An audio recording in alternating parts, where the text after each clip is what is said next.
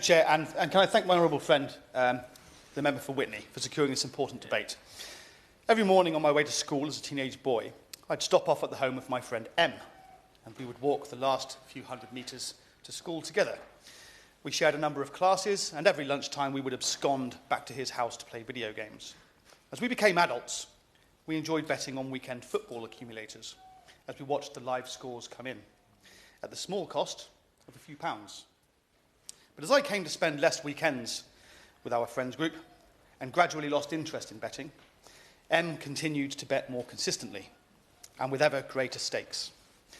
The rise in online gambling firms was followed by increasingly invasive advertising campaigns, not only on the shirts of the footballers he watched, not only on the hoardings of Premier League football stadiums, but increasingly in his social media feeds.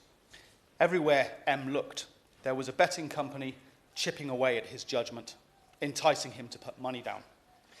Adverts showed groups of young men cheering at TV screens in packed bars. They didn't show dark bedrooms dimly illuminated by computer monitors or mobile phones.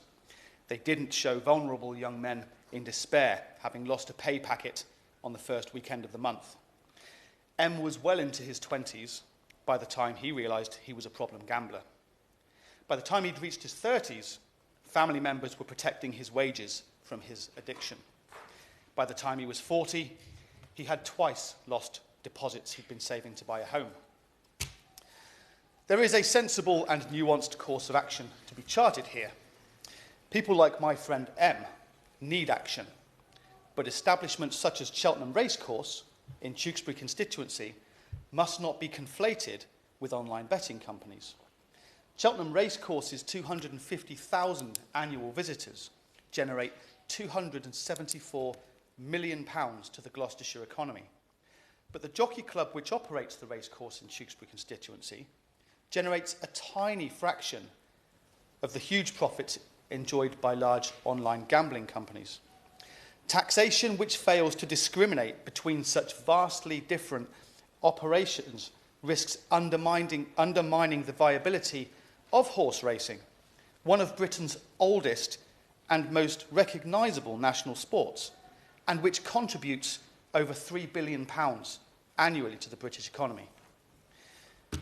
I welcome the government's implementation of one Liberal Democrat policy in its increase to the remote gaming duty, though that money should be ring-fenced to treat victims of gambling-related harms.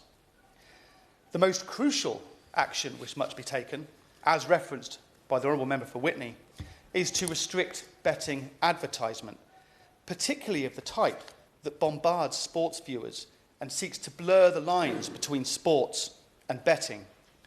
Effective affordability checks could better protect those vulnerable to gambling addiction. And I'll also reference the speech made by the Right Honourable Gentleman that a betting ombudsman is well overdue.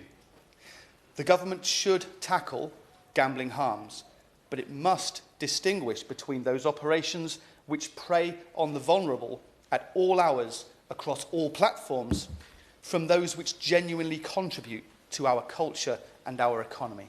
Thank you, Sir Desmond.